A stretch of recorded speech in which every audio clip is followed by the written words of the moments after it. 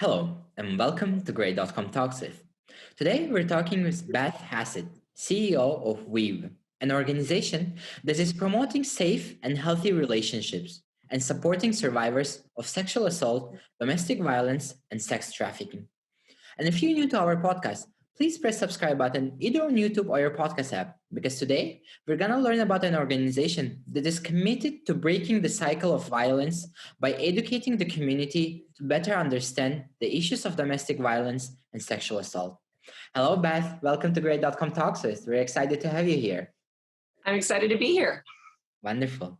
Could you please describe Weave for someone who is not familiar with your work? We are a fairly large organization serving the Sacramento, California capital region. And we provide an array of supportive services for victims of domestic violence and sexual assault, including housing and legal assistance and counseling. And we also do education and prevention work, specifically with youth, to prevent domestic violence and sexual assault and to work with children who might have witnessed it or experienced violence themselves so that we can break that cycle and they grow up to not be a perpetrator of violence or a victim. Mm-hmm. That's wonderful. The fact that you are providing support for survivors of domestic violence and sexual assault, but you're also addressing it for the youth, to the youth at the age that they are forming their habits, they're forming their perception of you. So you are not working post factum for the youth, but pre factum, so you can better educate themselves to respect and to treat people, whether it's a male or female, the right way. How widespread are the issues of domestic violence and sexual assault in Sacramento area that you work in? Sexual assault is a very underreported crime. And so we don't even know the full extent of it, but we serve hundreds of people a year who have come forward and either have recently been assaulted or were assaulted in the past and maybe didn't get any assistance and now are looking for therapeutic counseling, that sort of thing. Especially with the COVID pandemic, domestic violence rates are higher than ever in our region. People were trapped in homes with the person who is being abusive and are just now able to reach out for help. So we're seeing more and more people, especially needing legal assistance, wanting a divorce, looking for protections in the form of a restraining order that will keep their partner away from them, or needing help with child custody. And then as far as sex trafficking goes, there is a lot of sex trafficking that happens in the Sacramento region. We're kind of in a crossroads where it's easy to move people to and fro, and we're one of the most diverse counties in the entire country. So we have a lot of people, immigrants, people who don't speak English. It's really easy for somebody who's preying on folks to take advantage of them and to hide their activities. Mm-hmm. Wow, the extent of those issues is quite large, and sometimes you mentioned most of it is underreported when it comes to sexual assault, and it's quite. Those issues are quite urgent, and they need more coverage, and they need more. The survivors, and as well as people who are facing those, they need more help. You mentioned that at the moment the number of cases of domestic violence is increasing and people are starting to speak up. What do you think are the reasons behind domestic violence? Why do people do acts of violence in their homes?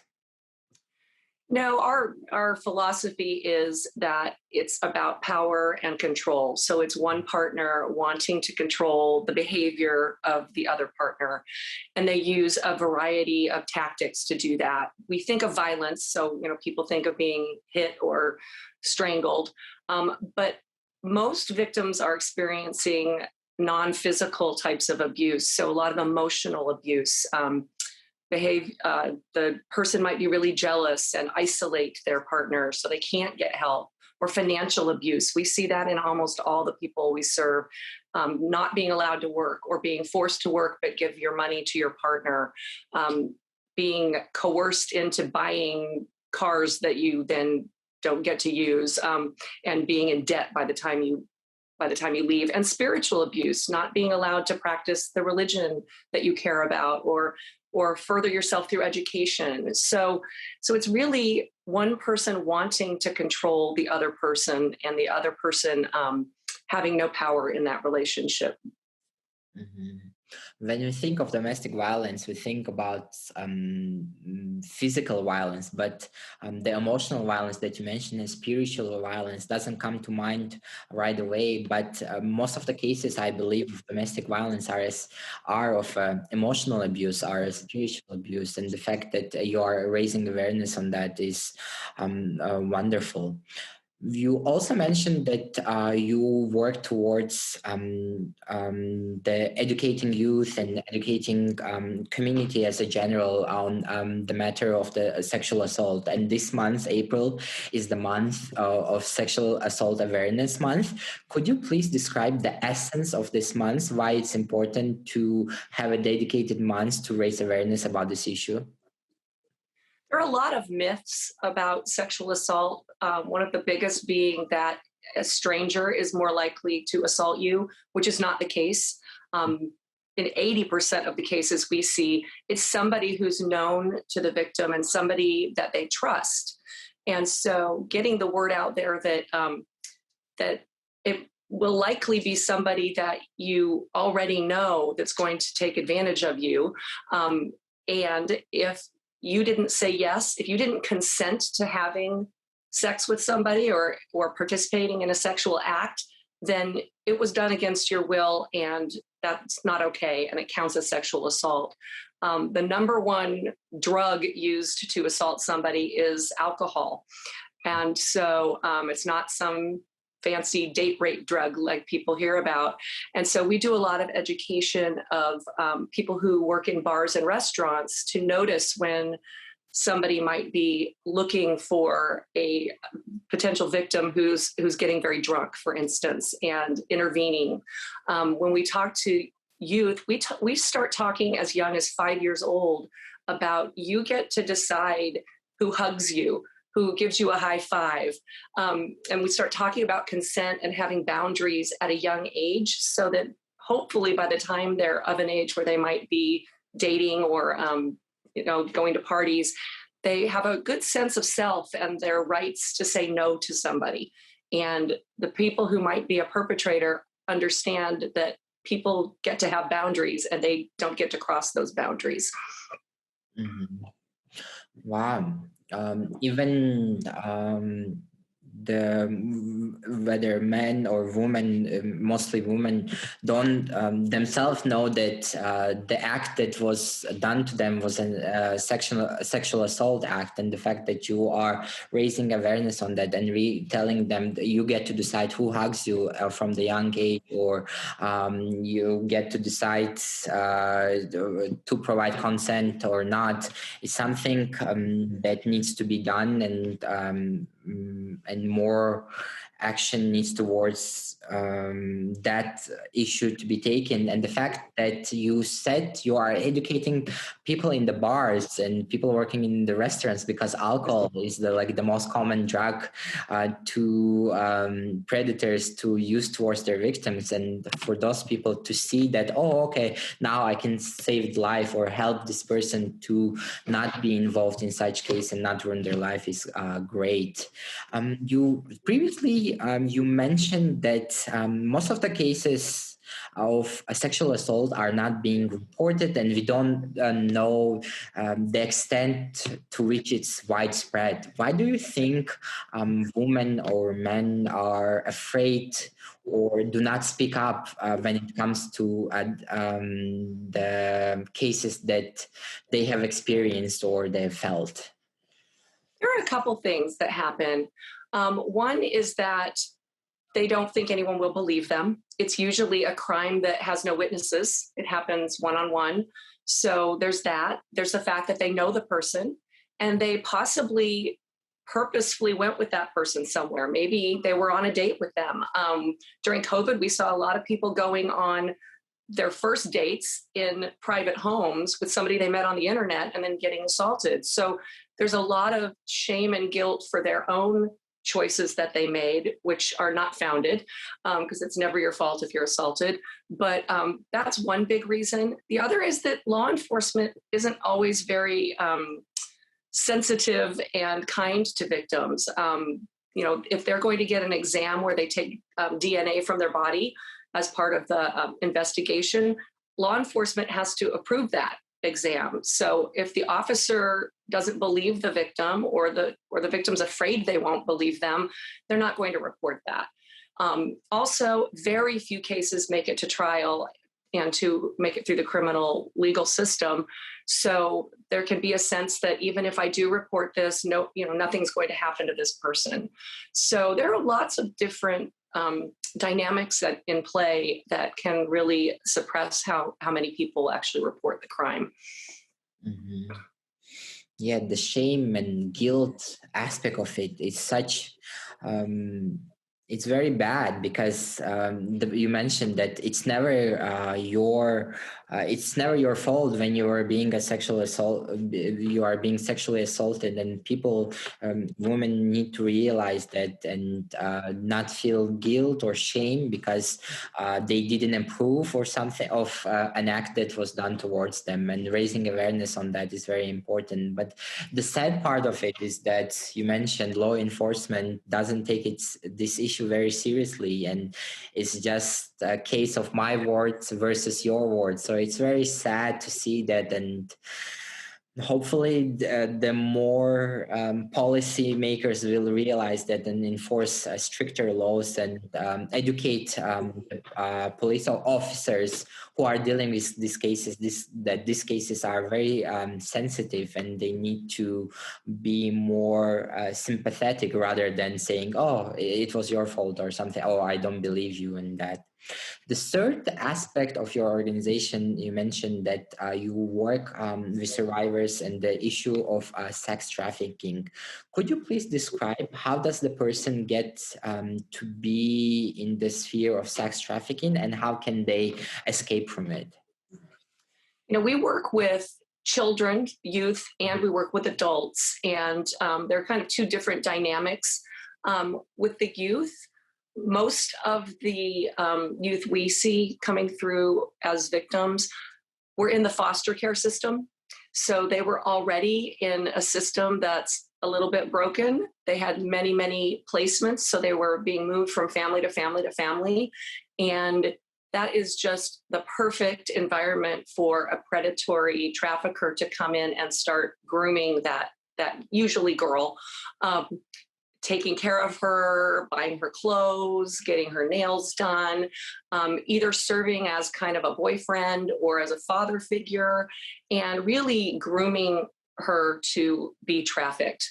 So it's very hard to get those girls, first of all, to even see that they're being victimized. They think that they're part of a system, part of a business, with somebody who cares about them, and then to want to get help. So what we see once they become adults is it gets to the point where, maybe they have gotten pregnant and they don't want to be living that life with having a baby with them.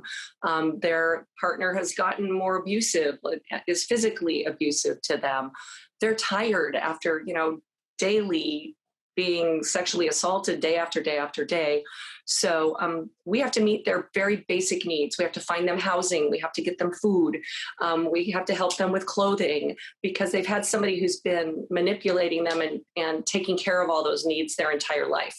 So, there's a lot of psychological stuff that goes into helping somebody leave that life. Mm-hmm. Wow, that's incredibly sad that the broken system of foster care makes children and makes young girls to be trapped into a system that they are believed that they are taken care of, but rather in reality they're being taken advantage of, and it's incredibly sad and very heartbreaking. Yes, very heartbreaking. But the good thing is that there's such an organization that is yours that are trying to help the victims and survivors of sex trafficking. Could you please, you earlier you mentioned that you provide a wide range of services for survivors of domestic violence, sexual assault, and sex trafficking, including legal and consular services. Could you please describe in detail what kind of services you provide and how are those services impacting the lives of survivors? Certainly. Most of the people who come to us have some trauma associated with their experience of violence. So counseling and being able to, talk through what's happened to them is an important service that we provide. We do that in a group setting for domestic violence, and we also do it in individual sessions, depending on what they need. Legal services, we're helping people get a restraining order so that the person who's hurting them or stalking them can't come near them. And, it's just a piece of paper, but it's a piece of paper that law enforcement can use to arrest somebody if they continually break that order. And we also help them, ensure that they'll be able to have their children with them, because a lot of people don't leave because they're worried that the abusive partner is going to end up with the children. And usually that's a threat that they make. So we have lawyers who help them in the courts. And then we have a very extensive residential program. So we have an emergency shelter, large emergency shelter that can house up to 80 people on an emergency basis. So they stay with us an average of three to 6 months while they're figuring out what their next step is. And they're getting services while they're there. And we also have transitional housing where people can stay up to 2 years. So if they need to stay longer, we have cottages, we have apartments, and we also have some specific apartments that we rent for our sex trafficking victims so that, again, they've got that roof over their head. We're meeting their basic needs. But within all of this, we're trying to help people be on a good footing when they leave. So we help with continuing your education, with getting you set up to find a job. We have an apprenticeship program in our own thrift stores where we, help you have a job and learn how to count money and show up to work every day. Just, whatever those skills are, whatever the survivor has identified as what they need to do to be strong and safe when they leave, we're providing to them. And if they have children with them, we have programs for the kids because we want them to leave more resilient and ready to move through their life and not become a victim or perpetrator themselves. Mm-hmm. It's great to hear that you provide a safe space for survivors to first of foremost to deal with their trauma and provide basic needs that they need, whether it's a roof over the top of their head for extend certain amount of months until they go through the process of realizing the trauma and working with their trauma. And you provide them also, you mentioned, with the basic skills that they can be equipped and approach life once they are out of the emergency shelter. Once they're their own, then they build their own self-esteem and self-confidence, and they can go and rule the world and do whatever they have their dreams of. Because although they were the victims, they are now survivors, and with your help they can overcome those wild